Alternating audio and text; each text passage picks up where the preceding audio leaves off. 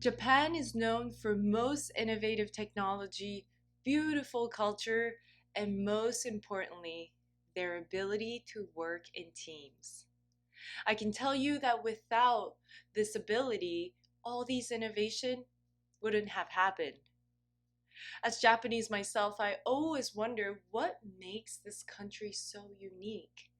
I mean, there are multiple reasons, obviously, but I did find one of the answers in a book written by Professor Kanaya, who studied Japanese linguistics here in Montreal. In his book, he shed some lights to how our mind is crafted by the way we speak or how we speak. Welcome to Saki's Random Thoughts, episode number 3, where I share my recent discoveries and my thoughts on them. So, this Professor Kanaya put an emphasis in his book, 日本語が世界を平和にするこれだけの理由. Well, in English, it means all the reasons why the Japanese language can make the world more peaceful. Yes, in this book, he shared that the subject, like for example, I, you, he, she, they, are optional in Japanese language. And it's true. I never thought about it, but in Japanese, we rarely use I or she or he. And you might wonder then, how do you guys communicate? Well, one of the reasons why we don't use those subjects is because we don't need to conjugate the verbs in Japanese. They all remain the same, even if it's for I, you. We don't need to say I am, you are. We don't conjugate them. It's always the same. No matter who is speaking, for example, we will just use the word hanasu, meaning speaking. We can easily determine the subject also by context. For example, if I'm talking about John and I'm saying, oh, ate this, did that, super nice. Well, we can tell by the context that I'm talking about John who ate this and John who did that, and John is super nice. We don't need to repeat John and him and he all the time. You will not know that we're talking about John. It's the same concept with the optional use of subject in Japanese. Well, can you believe that this structure unconsciously helped Japanese people to work together?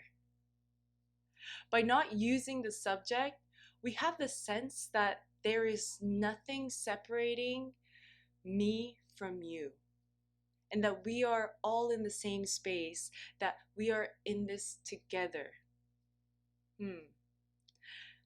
Let me give you an example. A great example that he used, Mr. Kanaya, Professor Kanaya, in his book is the word that you might know, which is arigato. This word means thank you in English. And this word arigato is written with 2 Chinese characters. One, ari, meaning exist, and gato, or also gatai, meaning difficult to, like difficult to have, difficult to experience. Well, in other words, rare. So this word arigato originally comes from rare existence. There's no thank you or thank me. It's just simply rare existence. So how did that translate to thank you? Well, I want you to imagine 2 people looking at something rare, maybe beautiful, blissful, and talking to each other and saying, wow, are we grateful that we are witnessing this rare existence?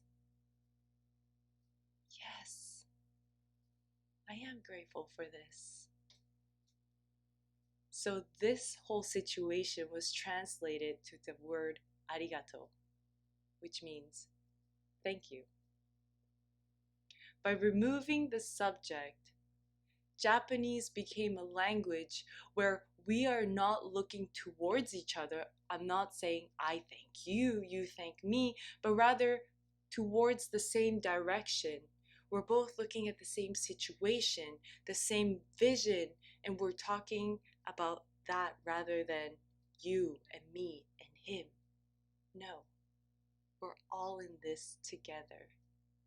So let us all remove the borders of me and you and they and think of us as one and look towards the same way, towards the same goal. Thank you for listening to my random thoughts.